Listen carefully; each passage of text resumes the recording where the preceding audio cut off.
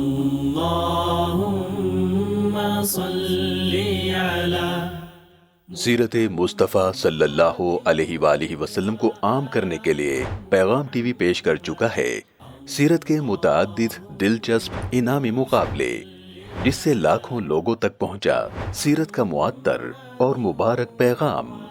حسب روایت اس ربیع الاول میں بھی پیغام ٹی وی لا رہا ہے بچوں اور بڑوں میں سیرت رسول صلی اللہ علیہ وآلہ وسلم کو عام کرنے کے لیے گرینڈ سیرت انعامی مقابلہ۔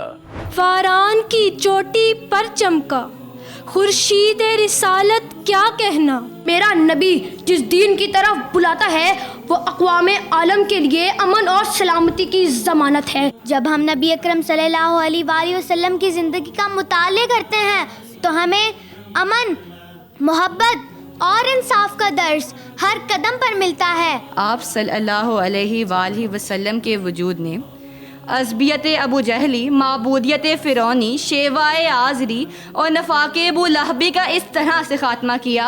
میرے پیارے نبی کے آنے کے بعد ظلمت کے اندھیرے چھٹتے چلے گئے۔ میں رب العالمین ہوں، قرآن ہدی للعالمین ہے اور تو رحمت للعالمین ہے۔ نہ کوئی میری مثال ہے، نہ قرآن کی مثال ہے اور نہ کوئی تیری مثال ہے۔ جس کی صورت رحیمانہ، جس کی گفتار عالمانہ، جس کی سیرت کریمانہ۔ کیا لکھے محمد کی شان میں، سب تو لکھ دیا اللہ نے قرآن میں۔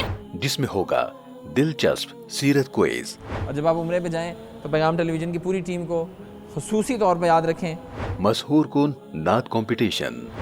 میرے مدنی محمد کا یہ میٹھا نام اچھا ہے، میرے مدنی محمد کا یہ میٹھا نام اچھا ہے، جو ان کے دین کا نوکر ہے وہ ہر انسان اچھا ہے۔ آج کے ونر اور اول انعام یافتہ ننھے نعت خان جناب خلیل الرحمن عمرے کا ٹکٹ اور یادگاری شیلڈ وصول کر رہے ہیں۔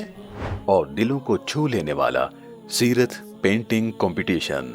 3 شرکاء تھے اور تینوں میں جو فرسٹ آئی ہیں وہ ہیں عائشہ شفیق، دار ارقم تاج باغ سے ان کا تعلق ہے۔